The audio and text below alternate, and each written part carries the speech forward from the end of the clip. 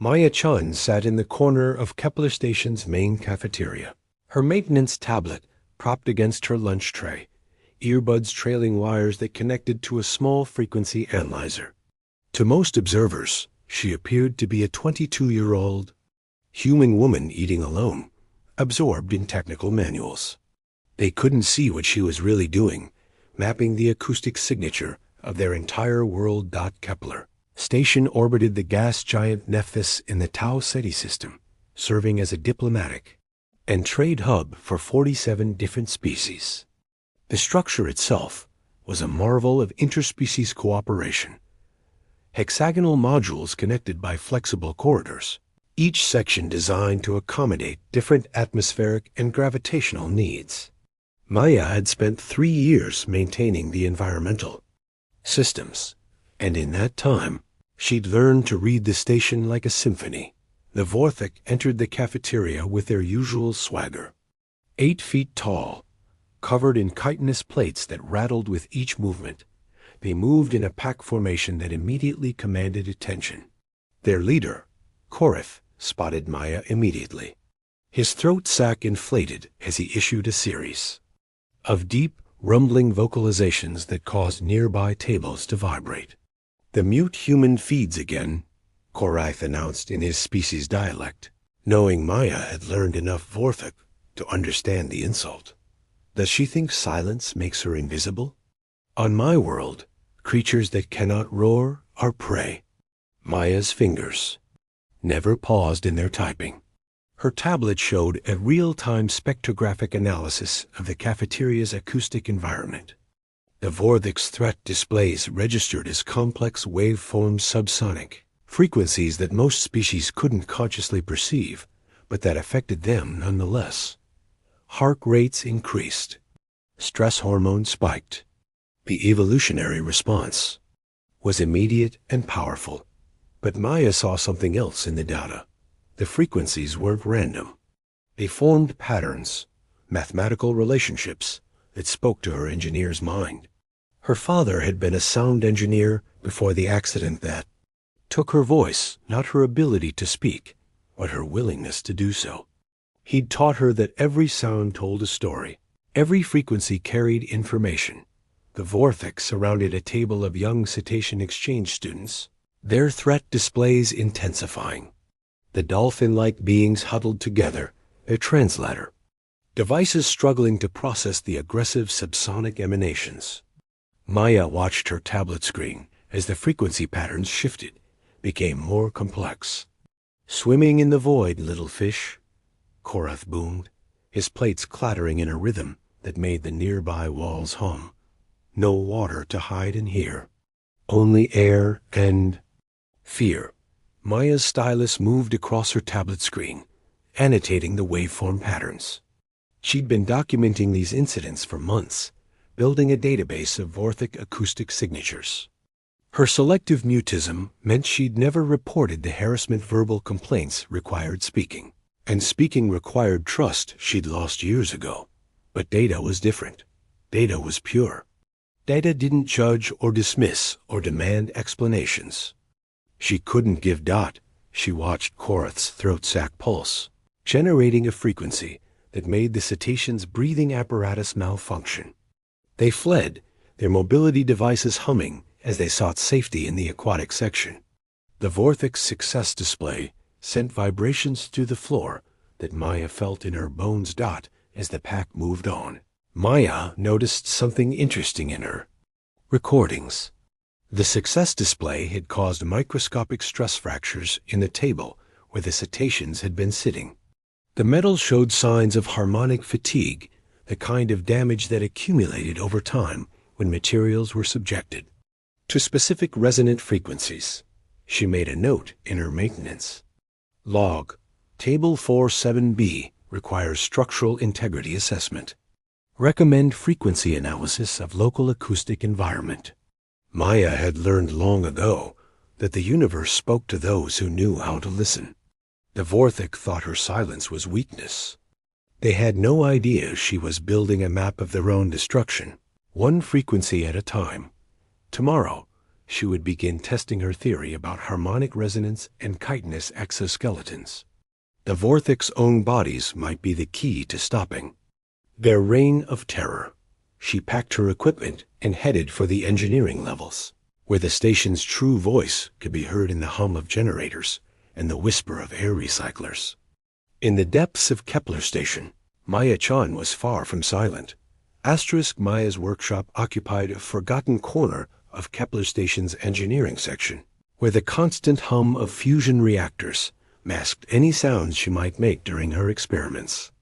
Her father's old acoustic equipment shared space with standard maintenance tools, creating a laboratory that existed in the intersection of engineering and art.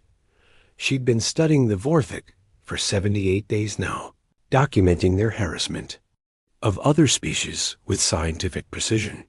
Her database contained over 400 recorded incidents, each one analyzed for frequency patterns, harmonic content, and physiological effects on their targets. What she'd discovered would have surprised xenobiologists throughout the galaxy. Vorthic weren't just bullies, they were walking weapon systems. On her primary monitor, Maya displayed a three-dimensional model of Korath's threat display from yesterday's cafeteria incident. The visualization showed how his subsonic vocalizations had created standing waves in the room's atmosphere, focusing destructive energy on specific targets. The cetacean's breathing apparatus hadn't malfunctioned randomly. It had been subjected to precisely the resonant frequency needed to disrupt their artificial gill systems. Evolutionary warfare, Maya typed in her research notes. The Vorthic homeworld of Gorvoth experiences seismic activity that makes sound a survival tool. Their threat displays aren't cultural. They're predatory adaptations designed to disable other species' sensory systems. She pulled up footage from the morning's harassment incident.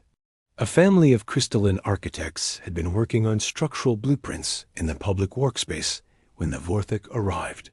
Maya watched as Korath's Lieutenant Thex had performed what appeared to be a simple territorial display, chest plates rattling, throat sac inflating, deep vocalizations that most species perceived as mere intimidation.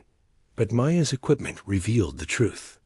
Thex's display had generated a frequency that caused the crystalline's silicon-based nervous systems to resonate painfully. Their geometric thought patterns had been disrupted, their work abandoned as they fled to the crystalline environment sections of the station. They're hunting, Maya realized, her fingers flying across her tablet. The Vorthic aren't random bullies. They're systematically targeting species based on acoustic vulnerabilities. She cross-referenced her harassment database with the station's physiological records. The pattern was clear. Every targeted species had specific, resonant frequencies that the Vorthic had somehow identified and exploited. The cetacean's breathing apparatus, the crystalline's neural lattice, even the human cardiovascular system, all could be disrupted by precisely calibrated sound waves. Maya switched to her secondary project, mapping Kepler Station's acoustic infrastructure. As a maintenance technician, she had access to the station's structural blueprints, environmental systems, and communication networks. Over the past 3 years, she'd learned that the station itself was a massive resonance chamber. It's hexagonal, modules and flexible corridors creating complex acoustic pathways. Her tablet chimed with an incoming work order. Maya glanced at the request and frowned.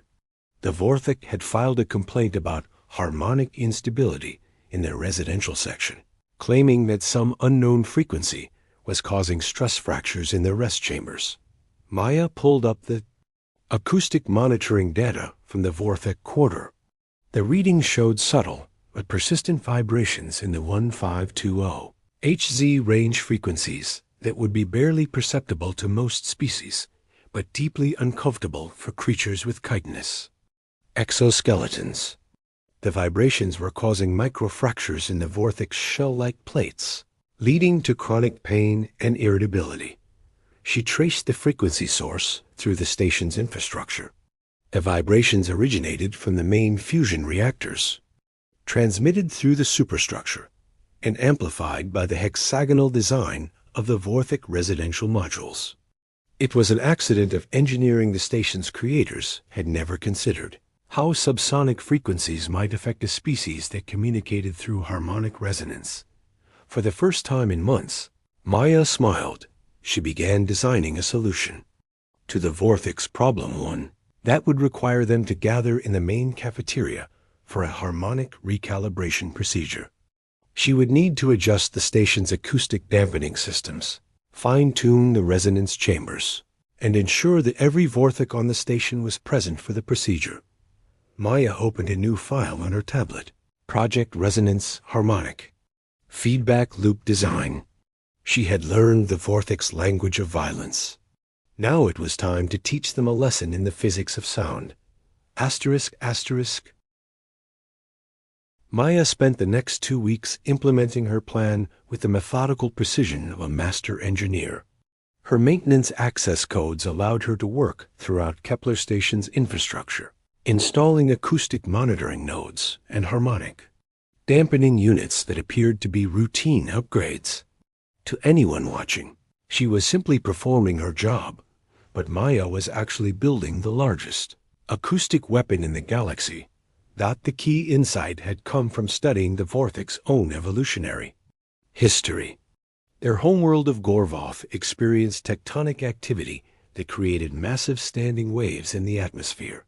The Vorthik had evolved to use these natural acoustic phenomena as hunting tools, generating precise frequencies that could trigger avalanches, collapse caverns, or disorient prey. Their threat displays weren't cultural behaviors. They were biological weapons, refined over millions of years of evolution. But every predator has vulnerabilities, and Naya had found theirs. She worked in the early morning hours when the station's population was at its lowest, accessing crawl spaces and maintenance shafts that few others ever visited. Her tablet showed the installation progress. 47 harmonic resonance nodes, placed throughout the station's superstructure, each one connected to the main environmental control system. The nodes were disguised as acoustic dampeners, designed to reduce noise pollution in the station's residential sections. Station Administrator Vex had approved the project immediately, praising Maya's initiative in improving quality of life for all species. The Vorthik had even expressed grudging approval, noting that the devices reduced the irritating frequencies that had been causing them discomfort. Maya's real masterpiece was the central control system she'd built in her workshop. Her father's old mixing board had been modified with quantum processors and harmonic modeling software, creating a device that could map and manipulate the acoustic signature of the entire station. She could generate frequencies that would be transmitted through the superstructure, amplified by the resonance nodes, and focused on specific locations with surgical precision. The Vorthik had no idea they were living inside a massive musical instrument, and Maya was learning to play it. Her opportunity came during the weekly diplomatic gathering in the main cafeteria.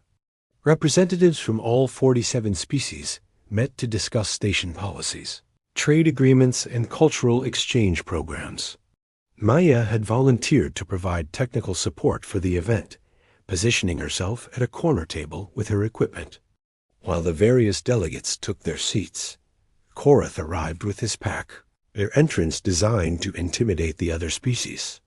They moved in formation, their chitinous plates clattering in a rhythm that made the walls vibrate. Maya watched her harmonic monitoring display as their threat displays generated complex waveforms that affected every other species in the room. The crystalline architect's geometric thought patterns became chaotic. The cetacean's breathing apparatus began to malfunction.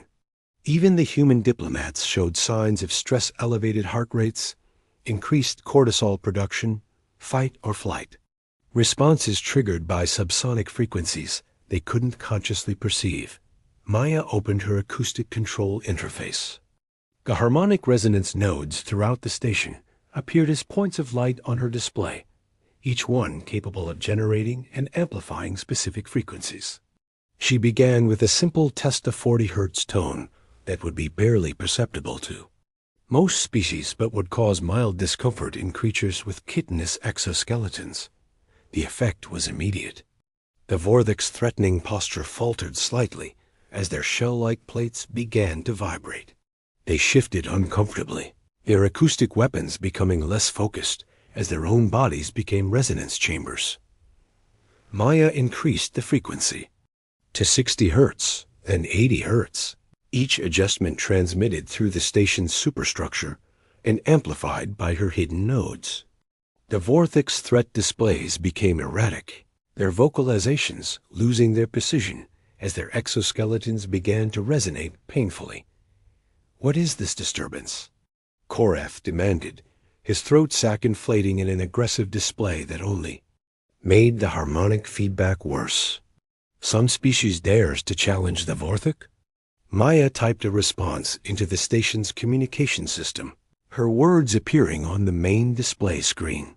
"The acoustic disturbance you're experiencing is harmonic feedback from your own threat displays. Your species uses sound as a weapon, but you've never learned to defend against it." The Vorthic looked around the cafeteria, searching for their challenger. Maya remained seated at her corner table, her fingers dancing across her control interface as she fine-tuned the harmonic frequencies. She had spent months studying their acoustic signatures, learning the precise resonant frequencies that would cause maximum discomfort without permanent damage. "Show yourself, coward!" Korath roared, his vocalization generating a standing wave that bounced off the cafeteria walls. But Maya's harmonic nodes caught the sound, amplified it, and sent it back to its source with surgical precision. The feedback loop was devastating. Every threat display the Vorthic made was turned against them, their own acoustic weapons becoming instruments of their torture. Maya watched as the 8-foot-tall bullies began to stagger, their chitinous plates cracking under the stress of their own resonant frequencies. She had found their weakness, and she was just getting started. Maya's fingers moved across her control interface with the fluid precision of a concert pianist, each touch generating frequencies that turned the Vorthic's own biology against them. The main cafeteria had become a battlefield where sound was the only weapon, and she was the only one who understood the rules of engagement. Korath's pack surrounded her table, their threat displays reaching maximum intensity as they tried to locate their tormentor. But every aggressive vocalization they made was captured by Maya's harmonic monitoring system, analyzed for frequency content, and reflected back through the station's superstructure with devastating precision. "Impossible!" Vex bellowed, his chitinous plates rattling as he performed a territorial display that would have sent most species fleeing in terror. "No creature can challenge the Vorthic's sound weapons." Maya's response came through the station's communication system, her words appearing on every screen while her voice echoed through the environmental speakers. "I've been listening to your sound weapons for 3 years. Did you know that your threat displays generate frequencies between 15 and 200 Hz? That's the same range that causes structural fatigue in chitinous exoskeletons." She adjusted her harmonic nodes to generate a 47 Hz tone, the precise frequency that caused maximum resonance in Vorthic plate structures. The effect was immediate and profound. The pack's aggressive posturing faltered as their own bodies became resonance chambers, their protective shells amplifying the very frequencies that caused them pain. The other species in the cafeteria watched in amazement as the station's most feared bullies began to stumble and shake. The crystalline architect's geometric thought patterns stabilized for the first time in months. The cetacean's breathing apparatus returned to normal function. Even the human diplomats felt the oppressive weight of constant intimidation lifting. From their shoulders, Maya stood up for the first time, her movement fluid and deliberate. She'd been preparing for this moment for months, mapping every acoustic pathway in the station, calculating the precise harmonic frequencies needed to turn the Vorthic's own evolution against them. "You dare stand before the Vorthic?" Korath demanded, his throat sac inflating in the most aggressive display Maya had ever recorded. The subsonic frequencies generated by his challenge would have been enough to trigger panic responses in most species. But Maya had built her career on understanding sound. Her acoustic control system registered Korath's threat display as a complex waveform with multiple harmonic components. Maya's fingers danced across her interface, isolating each frequency and preparing to reflect it back through the station's superstructure. "I'm not standing before the Vorthik," Maya replied, her voice carrying clearly through the station's communication system. "I'm standing inside a resonance chamber that I've been building for 3 years.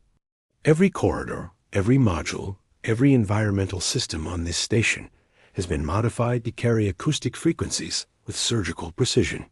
She activated her harmonic cascade protocol. The 47 resonance nodes throughout Kepler Station began generating a complex interference pattern that turned the entire structure into a massive acoustic weapon. But instead of targeting the other species, Maya's frequencies were calibrated specifically for chitinous exoskeletons. The effect was catastrophic for the Vorthik. Their threat displays, which had terrorized other species for years, now became instruments of their own torture. Every aggressive vocalization was amplified and reflected back through their own bodies, causing their chitinous plates to crack and splinter under the stress of harmonic resonance. Korath's pack began to collapse, their massive forms crashing to the floor as their own acoustic weapons turned against them.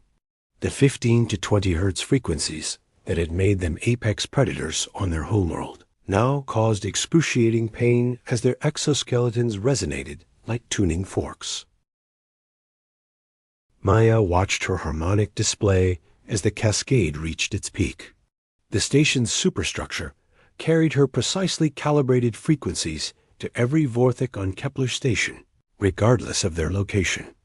In residential quarters, maintenance, shafts, and diplomatic offices, every member of the species experienced the same devastating feedback loop. "How?" Korath gasped, his throat sac deflating as his vocalization systems failed. "How does the mute human command the voice of the station?" Maya's response echoed through every speaker on Kepler Station. "I was never mute. I was listening. For 3 years, I've been documenting every harassment incident, every threat display, every acoustic weapon you've used against innocent species. I've been building a database of your own destruction." She pulled up her files on the main display screen, showing months of recorded harassment incidents. Each video was accompanied by detailed acoustic analysis, frequency patterns, and physiological effects on the victims.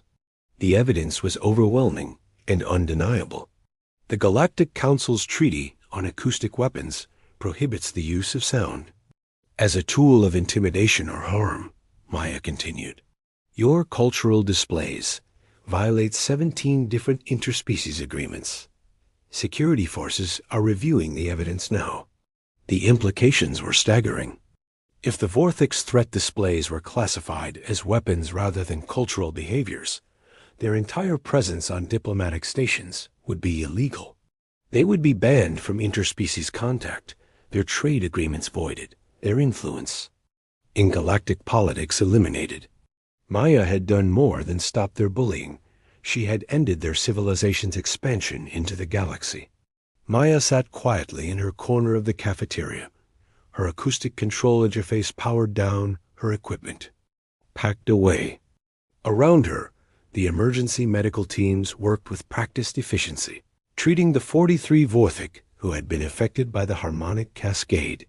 None of them had suffered permanent damage, but their chitinous exoskeletons would require weeks of regenerative treatment. Station Administrator Vex approached her table, his 6-armed form moving with the careful precision of a diplomat who had just witnessed the most sophisticated act of defensive warfare in recent galactic history. "Ms. Chun," he said, his translator rendering his complex pheromone-based language into standard human speech, "the Galactic Council's investigation team has reviewed your evidence. The Vorthic species has been formally censured for violations of the Acoustic Weapons Treaty. Their diplomatic status has been revoked pending further review. Maya nodded but didn't speak. Her point had been made, her evidence presented, her silence finally broken in the most dramatic way possible. The irony wasn't lost on her. The quiet human girl had found her voice by proving she didn't need to use it. Korath was the last of his pack to be treated, his massive form supported by medical anti-gravity fields, as the healing units worked to repair the fractures in his chitinous plates. He looked across the cafeteria at Maya, his eyes reflecting a mixture of pain, confusion, and something that might have been respect. "How long?" he asked, his voice weak, but carrying clearly through the modified acoustics of the cafeteria. "How long have you been building this trap?" Maya typed her response on her tablet, sending it to the main display screen. "Since the first day you decided I was weak because I didn't speak. You mistook observation for passivity, silence for vulnerability. You never realized that the quiet ones are often the most dangerous, because they're the ones who listen." She pulled up her complete database on the main screen, 1,247 recorded incidents of harassment, acoustic analysis of every threat display, detailed physiological studies of the effects on victim species, and her 3-year project to turn Kepler Station into the galaxy's most sophisticated acoustic weapon. "I learned your language," Maya continued through the display. "Not your words, but your real language, the frequencies you use to hunt, to intimidate, to control. I studied your evolution, your biology, your acoustic signatures. I mapped every resonant frequency in your exoskeletons and built a system that could turn your own bodies against you." The other species in the cafeteria watched in fascination as Maya's full methodology was revealed. The crystalline architects admired the mathematical precision of her harmonic calculations. The cetaceans appreciated the elegant solution to a complex problem. Even the human diplomats were impressed by her patient, methodical approach to stopping years of systematic harassment.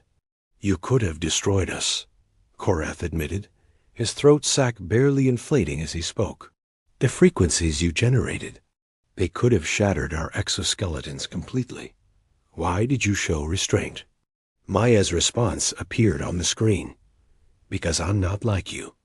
I don't use my abilities to hurt others. I use them to protect them. The goal was never to destroy the Vorthic. It was to stop the harassment and prove that your threat displays are weapons, not cultural expressions." She stood up from her table, gathering her equipment with the same methodical precision she'd shown throughout the entire operation. Her tablet displayed a final message. "The Galactic Council's investigation team has requested copies of all my research. Your species will face a formal hearing to determine your future status in interspecies relations. I recommend you learn to communicate without intimidation." As Maya prepared to leave, she noticed the other species in the cafeteria, watching her with expressions of gratitude and admiration. The crystalline architects performed a geometric pattern that signified deep respect. The cetaceans clicked their appreciation in harmonious frequencies. Even the human diplomats nodded their acknowledgement of her achievement. But Maya's greatest victory wasn't the admiration of her peers or the downfall of her tormentors. It was the simple fact that she could sit in the cafeteria tomorrow without fear, work on her maintenance duties without harassment, and exist in her own quiet way without being mistaken for weakness. She had proven that silence could be the most powerful weapon of all, not the absence of sound, but the presence of listening, observation, and understanding. The Vorthic had spent millions of years evolving to use sound as a weapon, but Maya had spent 3 years learning to use silence as a shield. In the end, the quiet human girl had found her voice by proving she never needed to raise it. The universe had many languages, but the most important one was the language of patience, preparation, and the devastating power of simply paying attention. Maya walked out of the cafeteria and back to her workshop, where the hum of the fusion reactors would once again provide the perfect backdrop for her next project. The galaxy was full of bullies who mistook silence for weakness, and she had work to do. Asterisk.